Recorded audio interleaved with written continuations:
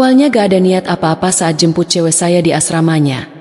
Tapi pas saya lagi mandi tiba-tiba terlintas di pikiran saya, apa nanti si Liani ajak aja apa ya? Speak temenin saya nyupir? Info tambahan, Liani adalah teman cewek saya. Wajahnya cantik, badinya nafsuin dan bobsnya itu loh. Kalau saya taksir sih ukurannya 36, gak tahu cupnya. YG jelas dibalik baju dinas YG biasa mereka pakai dadanya nyembul. Tapi biarpun mereka dinas pakai baju lengkap dengan jilbab, tapi kalau di luar baju mereka berani loh. Apalagi si Liani ini, foto-fotonya doi medsos berani dan menantang. Ada foto lagi berenang pakai bikini segala malahan. Makanya saya sering bengong jorok kalau lagi liatin dia pakai baju dinas dan jilbabnya. Kok jadi malah bahas Liani? Back to topic. Liani ini rumahnya dekat dengan rumah saya, ternyata itu kenapa saya punya pikiran buat ajak dia pulang ke rumahnya. Hitung-hitung temenin nyupir nanti pulang dari Merak. Tapi gak saya omongin ke cewek saya. Yang ada ribet nanti dia nanya-nanya. Akhirnya jam 4 pun saya langsung berangkat menuju asramanya dan tol jam segitu traffic padat. Udah macet mulai dari Lebak Bulus.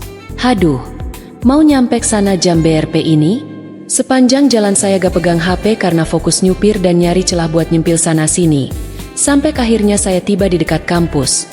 Saya berhenti di Alfamart buat beli rokok sambil cek HP sama ngabarin cewek saya kalau saya udah sampai. Sayang, DMN, aku udah di Alfamart. Kok gak bilang dah berangkat sih tadi? Aka lagi nemenin Risma beli oleh-oleh dulu nih Yang. Sebentar lagi pulang kok. Ya udah, mau pulang jam berapa nanti? Iya Yang, ini lagi nyari baju sebentar terus pulang kok. Tungguin ya. Oke. Akhirnya jam 6 sore cewekku datang sama Risma nyamperin saya yang sedang merokok sendirian di depan Alfamart. Ngerokok terus. Ayo matiin rokoknya. Kita ke asrama sekarang. Iya Yang, abis bosen nungguin kamu di sini sendirian. Akhirnya saya, cewek saya dan Risma pun ke asrama. Sampai depan kampusnya cewek saya bilang, Yang, nanti yang berangkat ke Merak rame gak apa-apa ya? Pada mau ikut juga. Soalnya bete di asrama aja lagi libur begini. Ya udah gak apa-apa Yang, daripada bete sepi di jalan. Ya udah aku mau ambil barang-barang dulu ya. Nanti yang ikut ada 4 orang termasuk aku. Atur aja Yang. Akhirnya cewek saya masuk ke asrama ninggalin saya sendirian di depan kampus. Tak lama tanpa diduga muncul Liani masih dengan seragam dinas tapi gak pakai jilbab. Langsung manggil saya. Eka, apa kabar? Sambil nyamperin saya dan cium tangan. Liani, kabar baik. Liani Gemen, baik JGK. Lagi nunggu ceweknya ya? Pada mau mudik ya Kak? Sepi deh di asrama. Iya, Liani gak mudik. Pengen sih Kak, tapi gak ada ongkos buat balik rumah. Iya, rumah kakak di Karawaci kan? Akan nebeng dong Kak? Kan rumahku JG di sana? Dalam hati saya, pucuk dicinta, ulam pun tiba, tanpa saya minta dia nawarin diri.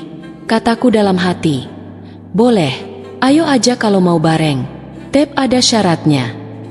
Uceku, apaan tuh?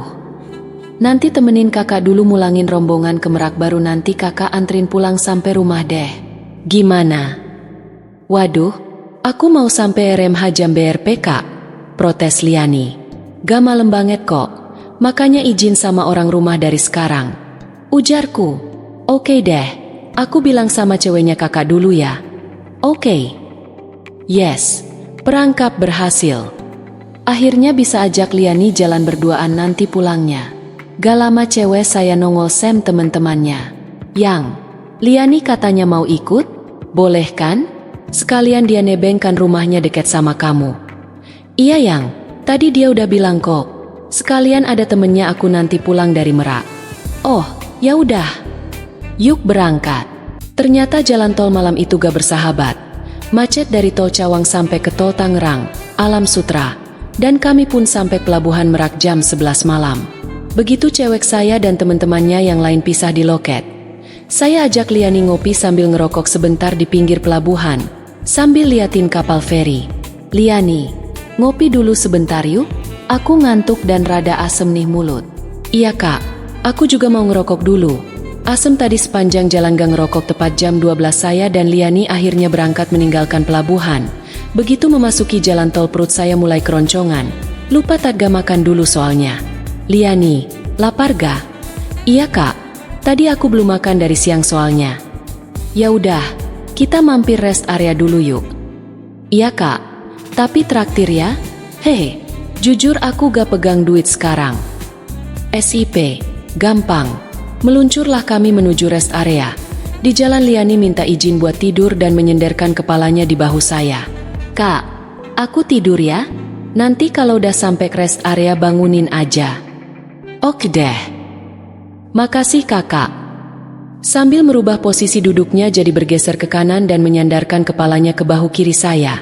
Saat nyender terasa toketnya menyentuh lengan kiri saya. Sontak si Otong bereaksi. Wah, kena nih kayaknya. Akhirnya sampailah kami di rest area kilometer berapa saya lupa.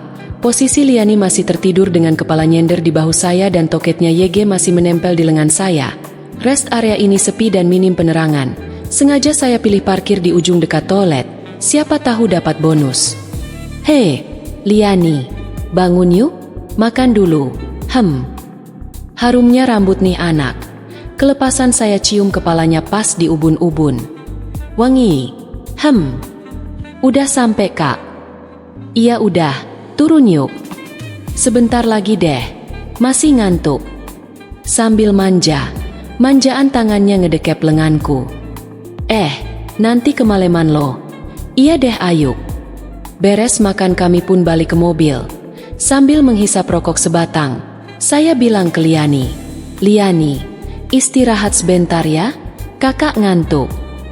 Iya kak, daripada kenapa-kenapa nanti di jalan. Kalau Liani mau tidur lagi sambil meluk tangan kakak gak apa-apa kok? Beneran kak? Asik. Ya udah sini kak. Sambil mendekatkan badannya ke lengan kiri saya. Kak, aku boleh cerita? Sok aja.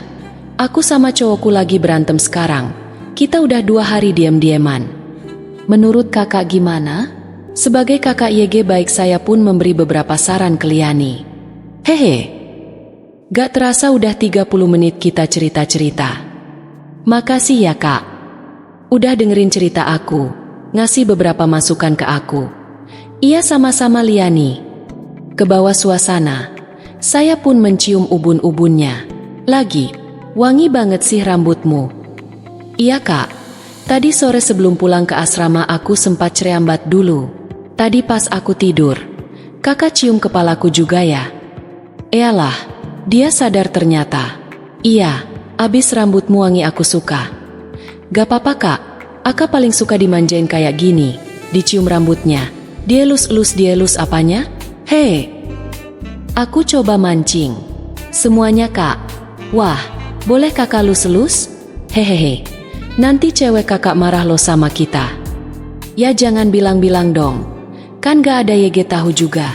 Tanpa pikir panjang, saya cium keningnya. Sambil tangan saya mengelus tangannya, turun ke mata, dari mata kiri ke mata kanan. Hal itu supaya dia menutup matanya terus turun ke bibir. Awalnya bibirnya tertutup gak menyambut saya dan tangan saya mulai menjamah dadanya. Gila, beneran gede ternyata, pikir saya. Sontak Liani kaget. Posisi duduknya berubah lagi lebih mendekat ke saya dan dadanya dibusungkan. Mulutnya mulai terbuka. Saya langsung memasukkan lidah saya ke mulutnya dan ternyata lidahnya menyambut lidah saya. Silat lidah pun terjadi sementara tangan saya yang kanan mulai membuka kancing baju dinasnya dan menyembulah 2 gundukan YG selama ini membuat saya penasaran. Saya angkat kabranya dan mainin putingnya. Geli kak, merinding akunya. Tapi suka kan?